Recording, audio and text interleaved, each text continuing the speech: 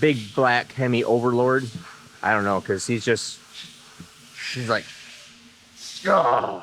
After the mullets, we're gonna go in and finish the Camaro and the scratch and dent SMX. See what Steve shipped us here. See what?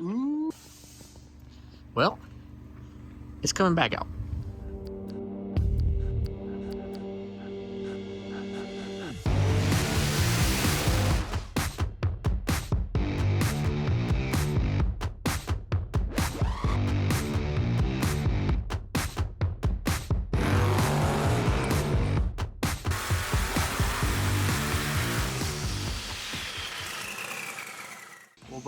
Oh buddy, it's maybe happening.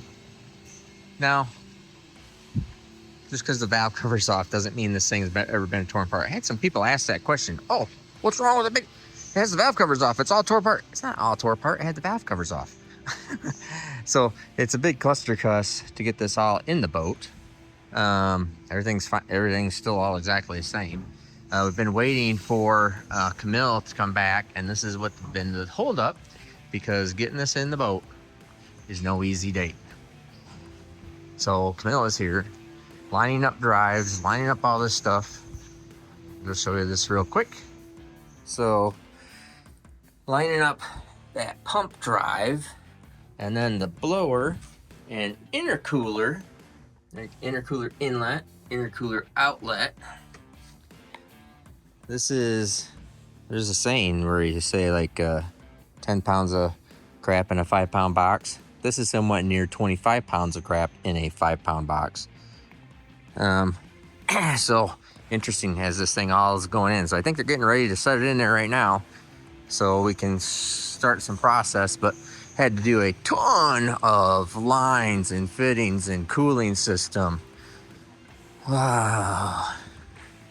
It is, that's all drive stuff. Looking good. Just part of the cooling system. Lines, fittings, blowers, gear drives, alternators, drive shaft. Kind of cool. Pretty neat looking stuff there. So, you having fun? Another day. Another day extra than planned. All right, so getting close.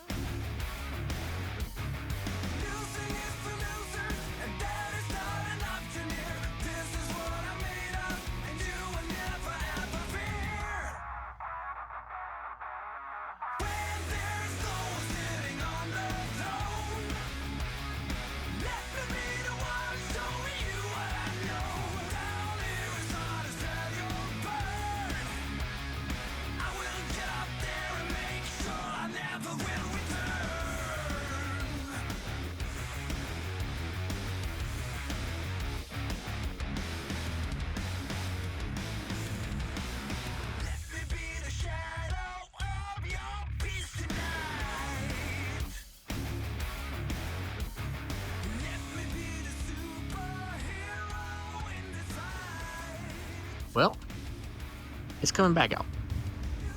Comes out so much easier than it goes in. It comes out so much easier. Yeah, Then it goes in. that's weird. Ready? Go back. Hopefully that's not done. Alright, we're good.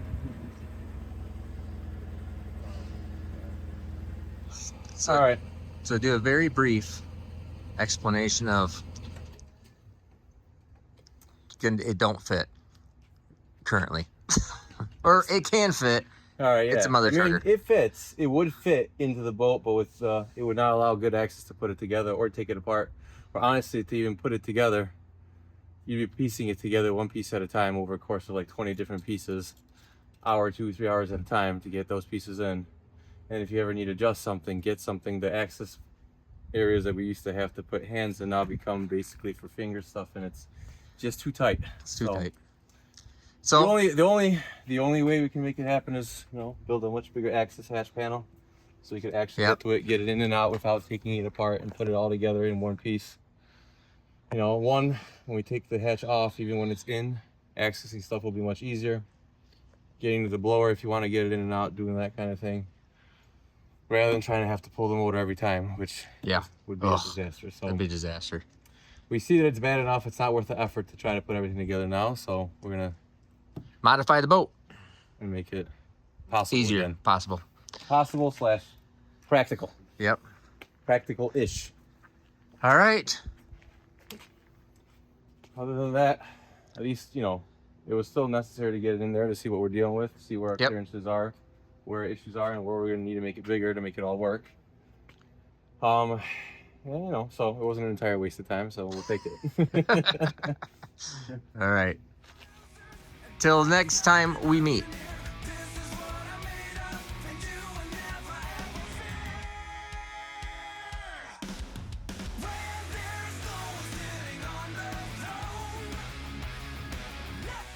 What do you think? Well, I think the saga continues. The saga continues. Well, this has been done for quite a while now, but done is not done. Tis what it is. Yep.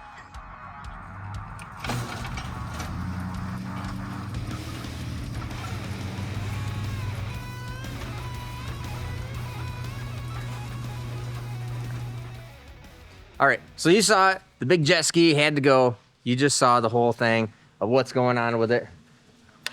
The big black Hemi is still taking up residence in my shop. Since it couldn't go in the boat, he's still gonna bring it back one more time, and we're gonna, after he does cut that off and gets it to be able to work on, and we're gonna be putting it in here. So I'm gonna call this, we should change the name from Big Black Hemi to maybe, well, we could just be like Big Black Hemi Overlord. I don't know, because he's like, oh, he's just over everything right now. He's done. I'm done with the engine as far as that all goes. And you can see, Camille we had literally 3 of these carts here with all of his stuff. The boat here, and then obviously all the engine stuff, and we've now gotten it down to 1 cart and 1 engine. So stay tuned, because we'll be coming back at some point in time, probably in a couple months from now. But the Big Black Hemi, the engine is bad. It is right perfect the way we want it. Everything's great on the engine, finally, after all that catastrophe. So that thing is all great. Just got to get him to get into the boat and get all that stuff fixed, and then we'll take care of that. Let me show you what Thursday's video is going to be all about. I think you guys are going to be interested, because I'm answering a lot of comments and questions on the differences in between, more differences people asked, and similarities. What is the same and the same? Some of the parts are exactly the same in between the SMX and a Pro Mod Hemi. Let's go look at it. All right, so some of these differences in the solid. When I said solid, one of the things that really surprised me is people didn't really understand. I mean that a Pro Mod Hemi literally has no water jackets. Okay? It is impossible to have water in the engine because there is no water jackets. It is all solid, 100% solid. This is the SMX, where this is the water jacketed. This is my SMX solid, where there is no water jackets. But a lot of other things, some things are exactly the same from the SMX to a Pro Mod Hemi. For example, I'm going to be showing you stuff on the piston, the camshaft, crankshaft, connecting rods. Some really interesting stuff. Oh, you want to see something kind of interesting? What's that say? That's weird. This is for my SMX.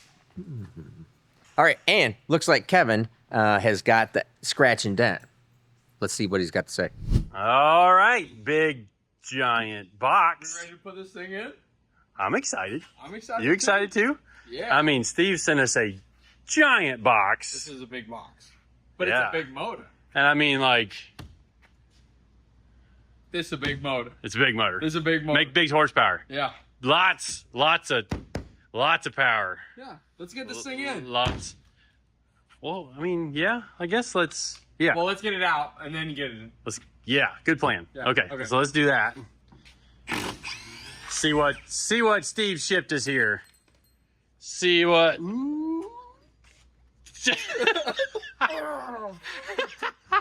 I forget. Back to the North Pole. What happened? Santa needs you, dude. What are you doing? Go, get back. Go. Obviously, the engine's already out. So we put it over there because we're going to tape it up, and I don't even know what's happening over here. No. Yeah, we've got some fabrication work to do over here. We're going to wrap it back up outside of the pallet over there, and we are getting ready to put this thing in the car. But we actually are short a few pieces that are at powder coat, so hopefully we get those back today. Steve wanted me to film a little clip of us unpackaging it.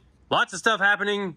Stay tuned to both my channel and Steve's channel because there's going to be a whole lot of stuff happening in the next few days, and hopefully we get the car done enough to be at the 2.4 hours of Les Mullets for display. All right, you just saw Kevin's got the Camaro engine. The scratch and dent SMX is already back. This is Tuesday the 12th. Kevin's already got it. Let me tell you more about what's going on, because tomorrow we're leaving to go down to, tomorrow night we're leaving to go down to race Les Mullets. So me and Tom Bailey are starting, according to Garrett's predictions, that he thinks we're going to be 14th place. I was happy he didn't put us in last place, to tell you the truth. But I think we're going to do better than that. It's going to be a surprise, Garrett.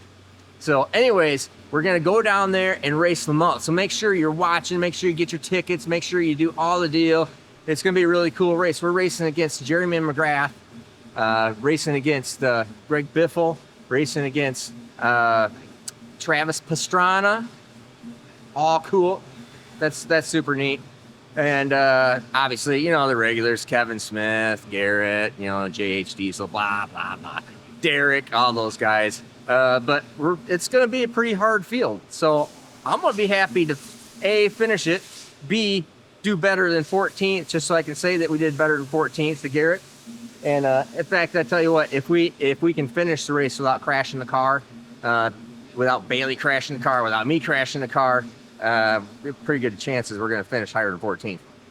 But anyways, so make sure you like, subscribe, and do all that stuff with Garrett and the Finding the Les Mullets race, which is on Friday the 15th. So we are going down there because after Les Mullets racing with Kevin Smith, we're going to go in and finish, Lord willing, finish the Camaro and the scratch and dent SMX. So we're going to be working on the install that whole next week, and we plan on testing next weekend.